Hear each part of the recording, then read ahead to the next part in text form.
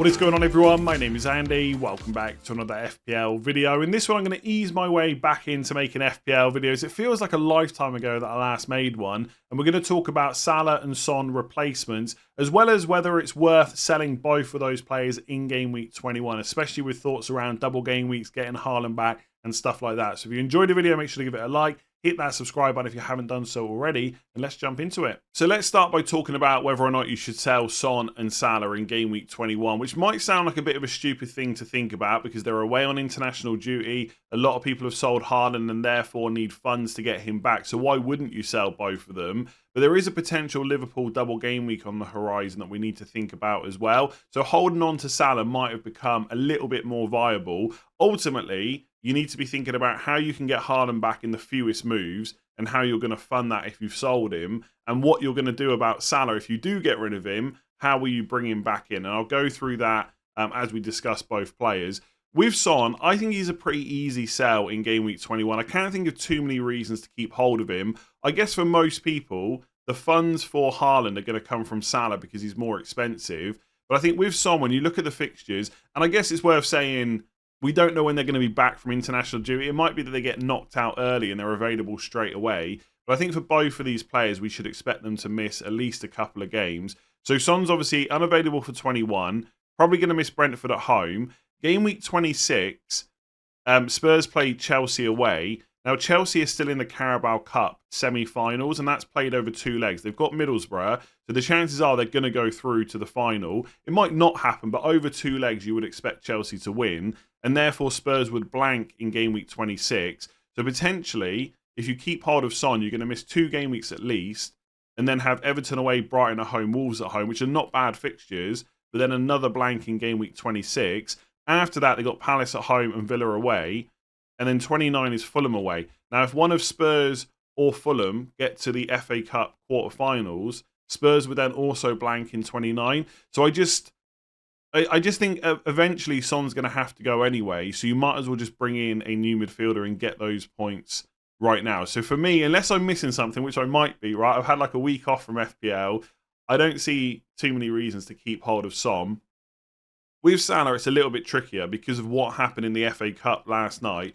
So Liverpool beat Arsenal, and therefore they're going to be one of the favourites to get through to the quarterfinals. So they could blank in game week 29. Right. So if I just bring up Liverpool's fixtures here, so all it would take is one of Liverpool or Everton to get through to the quarterfinals, and they blank in 29. But they're also still in the Carabao Cup against West Ham, I think it is. Again, over 2 legs, you would expect Liverpool to go through.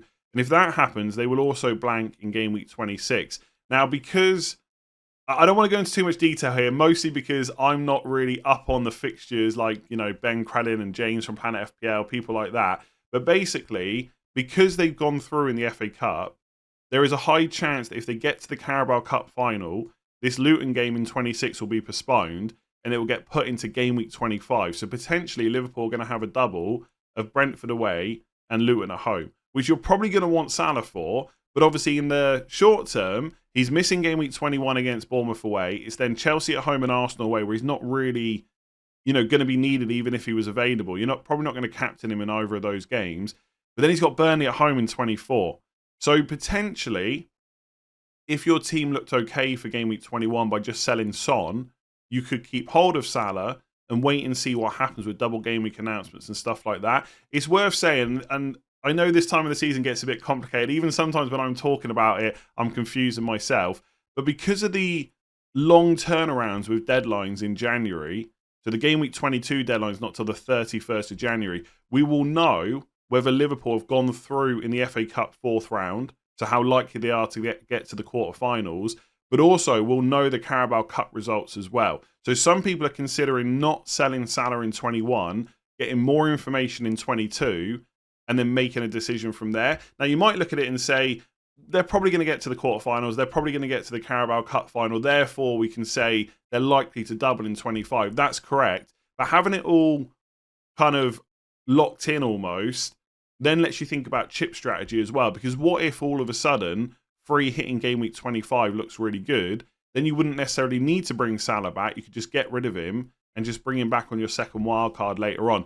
It's also worth saying, I don't want to confuse things too much, that Man City might also double in 25, And there is the still Bournemouth versus Luton game that needs to be rearranged at some point as well. So there's a lot to think about.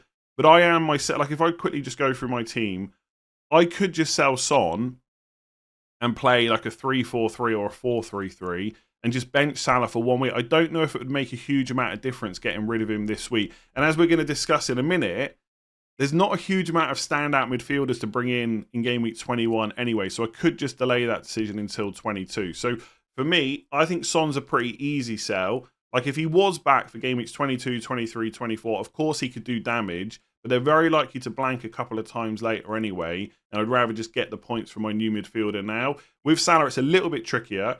We're pretty, I would say with some confidence, we know what's going to happen with the doubles and blanks. But if you want to get it absolutely locked in or get closer to that point, then you could just wait until game week 22 instead. So in terms of replacements, I want to talk about Jarrod Bowen because when I was looking at Son replacements for my own squad, he was one of the more popular choices that I was considering. But after what happened in the FA Cup yesterday, I'm not sure I can buy him anymore because at the end of the game, it looked like he picked up a bit of an injury and almost had to be helped a little bit off the pitch. Now, I don't want to scaremonger. It could be absolutely nothing. It might just be an impact injury and he's perfectly fine by the next league game. And if I owned him, I certainly wouldn't sell him. And they don't play again for 2 weeks, which is good for recovery, but not for information. And that's why I think it's now difficult to bring Bowen into your team if you don't already own him. So the Burnley versus Luton game has been moved for game week 21. So the deadline is now Friday the 12th of January. And I'm sure you're already aware of this, but that game week is split over 2 weekends. So although the deadline is the 12th of January, West Ham don't play until the 21st. So again, that's good for recovery, but we might not hear from David Moyes ahead of Friday's deadline, which is a problem because we don't know whether he's fit to play. Now, they do have an FA Cup replay, third round replay, but again, that's after the deadline as well. So in terms of information, it's now difficult to know whether Bowen is fit. If I had to guess, he'll be fine, right? Because he's one of those players that always plays, but without knowing more about what happened, I just don't think you can buy him, right? And if you're going to miss Sheffield United away, Bournemouth at home's okay. And to be honest, Man United away is not that bad either. But then it's Arsenal at home. And if there's a doubt that if there's a doubt about him playing in 21, and then you've got Arsenal away, Arsenal as well over the next 4 game weeks, I just don't think it's necessarily worth it. And if you want a bit more kind of confirmation bias for that decision, Pigott also went off injured in that FA Cup game. And obviously he's one of the creative sparks in that West Ham team. For what it's worth, I don't think that Kudus missing is that big for Bowen. I don't think it really matters that much. Obviously, Kudus is a quality player. You'd expect him to be scoring more than kind of setting Bowen up. I think Pigott is a bigger loss. So him missing out and Bowen now being flagged means I'm not sure we can buy him. So unless we get news before game week 21 deadline to say Bowen is perfectly fine, I'd probably just avoid him for now. So let's talk about Richarlison next. Only 6.9 million. And he's someone that I think in the short term is actually a pretty good FPL pick. But as you're going to see as we go through all of these players, none of them are perfect. So what are the positives with Richarlison? Well, one, his goal threat is decent, right? He scored 5 goals in the last 5 league matches. He's playing in that number 9 role. And over the season, he's got the underlying stats to back that up as well. 0.6 expected goals per 90. And obviously with Son away, he's going to continue, or almost certainly continue playing in that number 9 position. I'll come on to Timo Werner in a second. And even when Son was playing the last couple of games, Richarlison was still through the middle. And I think while he keeps up these performances, that will continue. And I also think with Son out, there's someone else that needs to take penalties. And Maddison is also injured at the moment as well. So that probably will be Richarlison. So I think in some ways, Son missing is a good thing in terms of penalties. But in terms of Spurs' overall performances, Son might be a bit of a miss. And I think in general, Ange Postecoglou is a very positive manager, and Spurs have done all right despite the injuries they've got. But the amount of injuries they have at the moment is continuing to kind of creep up. When they get a player back, they lose another one. So I think overall, Son missing is probably a net positive for Richarlison, but it's pretty close because I think overall they are just losing quality players. But given how positive Ange Postecoglou is and the fixtures the Spurs have got as well, that is why I think in the short term he's pretty decent, because Man United away on paper, it could maybe in the past be a difficult game, but Man United defence has been awful this season. So is Spurs. If that game is 0-0, I don't think I would believe you even if I watched it, right? I just think there's goals in that game. There has to be. Brentford at home's not bad. Everton away is arguably the most difficult game of the next 4 game weeks. And then you've got Brighton at home, obviously a real lack of clean sheets this season. Then it's Wolves at home in 25. So I think in general, with his price and everything else he offers at the moment, that's a pretty good fixture run for the next 4 to 5 game weeks.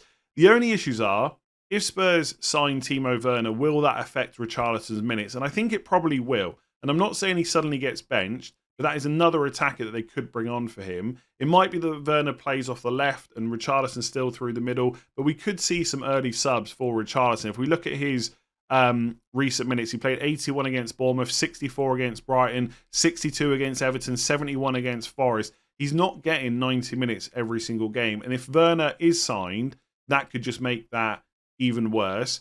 Obviously, when Son and Maddison are back as well, that could affect minutes, penalties and stuff like that too. Although I wouldn't be massively concerned about that right now. The other thing is, as I've already discussed with Son earlier, they're probably going to blank in 26 and they'll almost certainly blank in 29. So it does feel like a bit of a short-term move, which is not necessarily a problem. But I guess you've got to think about, you know, if he starts losing his place around 24 or 25 or they blank in 26, do you have another spare transfer to get rid of him later on? Because the Salah and Liverpool double game week does complicate matters. Because if they double in 25, it's because they're blanking in 26. So that's another bunch of players that you've got to deal with. And like I said, it might be that free hit 25 becomes an option.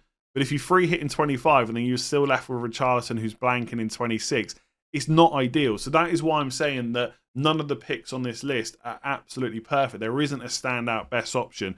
For what it's worth, I think the points he could get over the next 4 to 5 might be worth the risk, but it really depends on how many other issues you might have to deal with as well. So if you're taking Son and Salah out, and then you need more transfers to get Haaland, more transfers to get Salah back, it might just be better to go for a player you know you don't have to worry about. He's not blanking anytime soon. He's not going to lose his place, and he's not susceptible to being kind of substituted early because of other players. So I really like Richarlison. And I think right now, if I had to say who I'm bringing in, it's probably him. But I am no way 100% decided on that. All right, let's move to Man City and talk about Phil Foden next. And a bit like Richarlison, he's in great form at the moment. Got another couple of goals in the FA Cup at the weekend. And I know people will mention the opposition and stuff like that, but I still think it's great to see him scoring. And it's not like he hasn't been returning in the league either. So in game week 20, he got 2 assists against Sheffield United plus the 3 bonus points. Goal against Everton in game week 19. Obviously, they blanked in 18, but in 17 against Palace, he got an assist as well.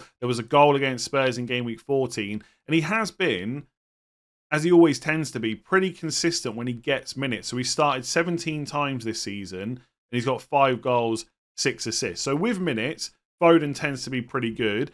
And in terms of fixtures, okay, on paper, Newcastle away might not be great, but they haven't defended brilliantly recently. And then they've got Burnley at home, Brentford away, Everton at home in 24.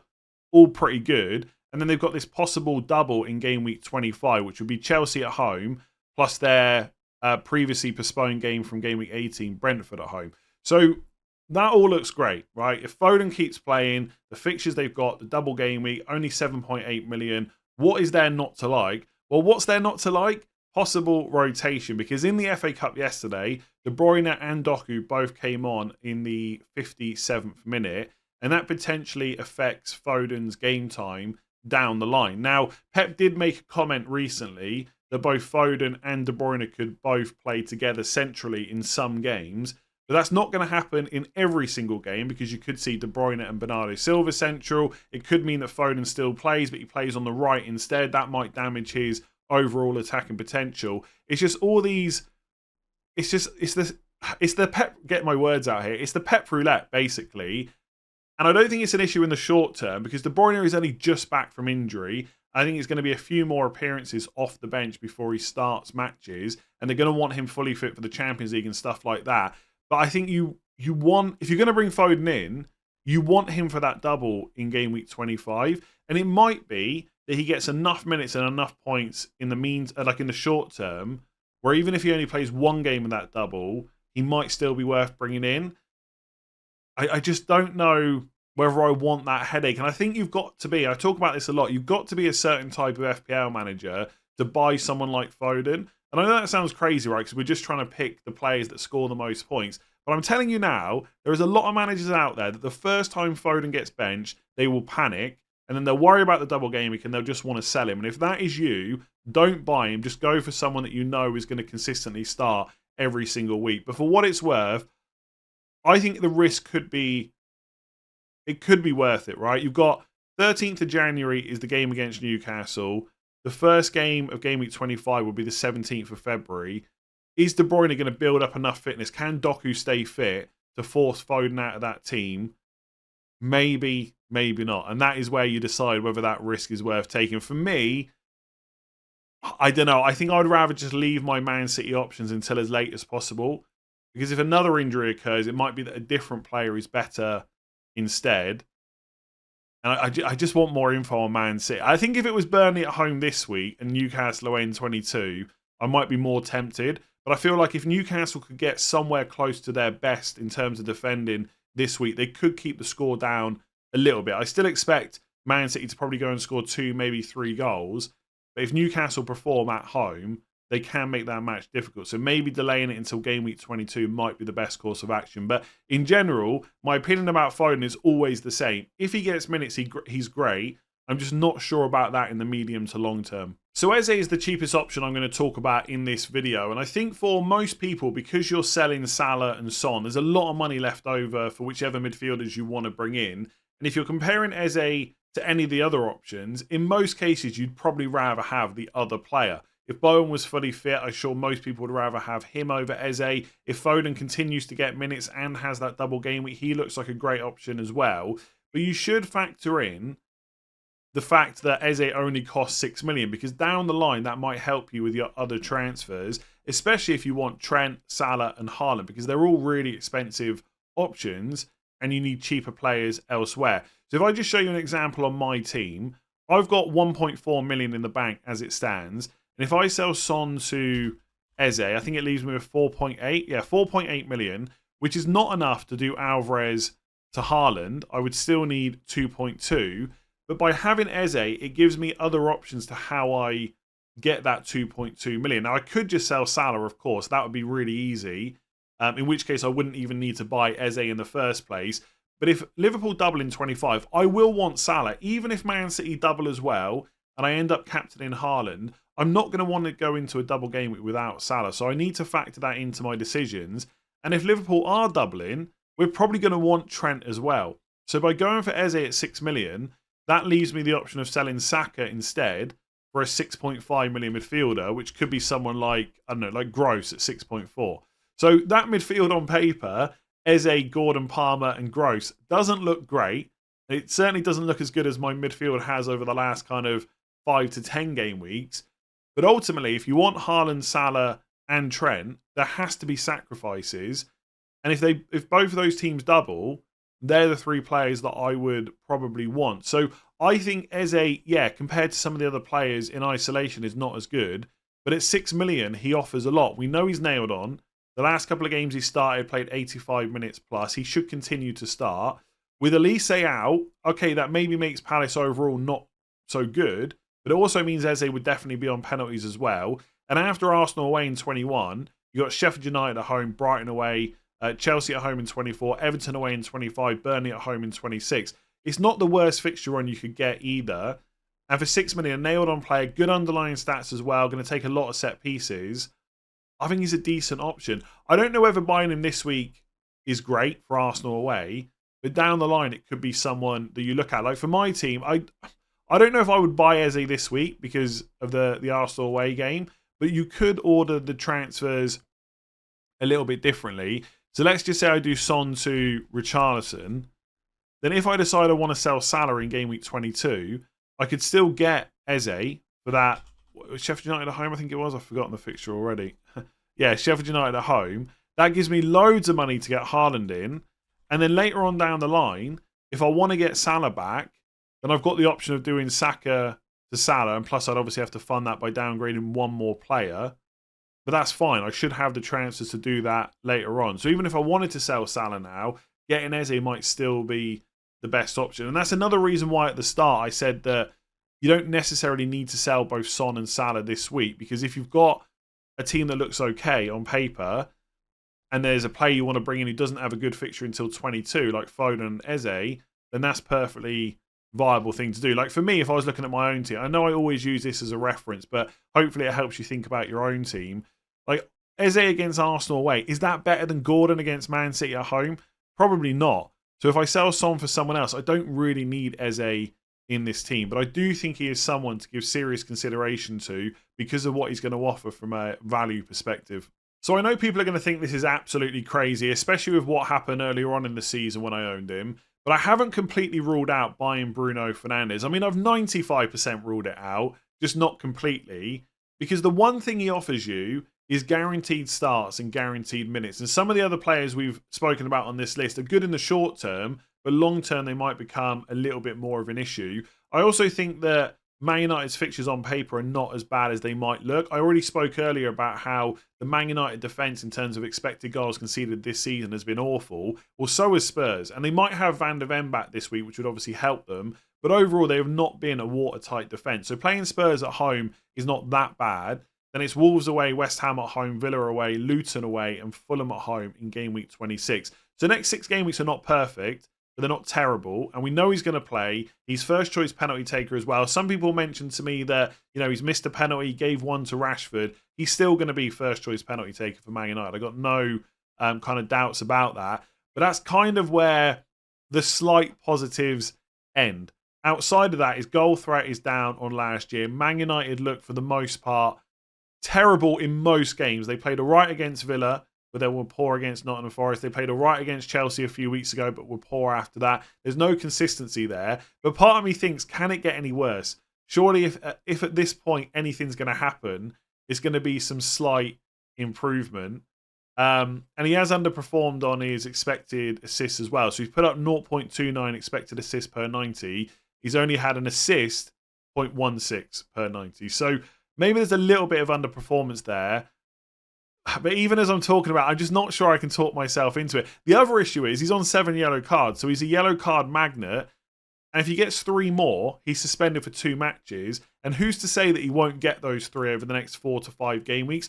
And I think the problem for me, it's not a guarantee that the player you bring in is definitely the one that you sell later on. So if you were to go for like a Richarlison or a Foden or an Eze or someone like that, it might be that you sell a different player to be able to fund Haaland or to get Salah back in, whichever way you kind of, do your transfers. And I don't know if I want to get stuck with Bruno Fernandes. Whereas if I bring in an Eze who costs 2.2 million less, has as good, if not slightly better underlying stats, and is also on penalties, that is probably just a better long-term move. So I don't know. I can see myself on Friday, close to the deadline, just thinking, what the hell? I'm going to bring Bruno Fernandes in, because the fact that no one wants to go for him means he's a big differential. His overall ownership is less than 10%. I think he is capable of good returns. And he is one of those players that if he gets an assist or something like that, he's very close to kind of 2 or 3 bonus. So he can get a big score from nowhere. We just haven't seen many of those big scores this season. And as I talk about this for this video, I just don't know if I can do it to myself. So I wouldn't rule Fernandes out completely. I would definitely think about him, but I'm sure most of you will end up going somewhere else. Right, so this is going to sound a little bit controversial, but keep in mind, I'm only thinking about FPL points here. We're not getting into a tactical discussion about how these players help their team overall and stuff like that. But if you look at expected goals per 90 and expected assists per 90, which are good indicators of future returns and therefore FPL points, is Martin Ødegaard not just Bruno Fernandes without the guaranteed penalties? Because Bruno Fernandes' expected goals this season are 0.15 per 90. Ødegaard is 0.14, so slightly behind. And expected assists, Fernandes was 0.29 per 90, and Ødegaard is 0.25. So he's slightly behind and doesn't have those guaranteed penalties either, unless Saka just gives him one.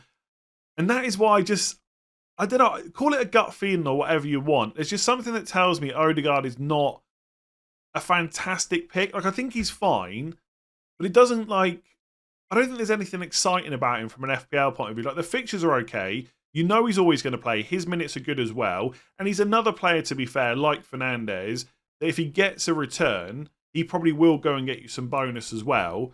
And therefore, 1 assist could be worth like 7 to 8 points. And I get that, right? And that's why I think he's a perfectly fine pick. But I just find it funny that we completely rule out Bruno Fernandes, who's definitely first choice penalty taker, with slightly better stats than Ødegaard so far this season. So he's ruled out, but Ødegaard is a pick that we can look at. Like, I don't think the fixtures on paper are that much better for Arsenal. And overall, Arsenal are, of course, a better team and a better attack, definitely a better defence as well. But as an individual FPL pick, is Ødegaard that much better than Fernandes?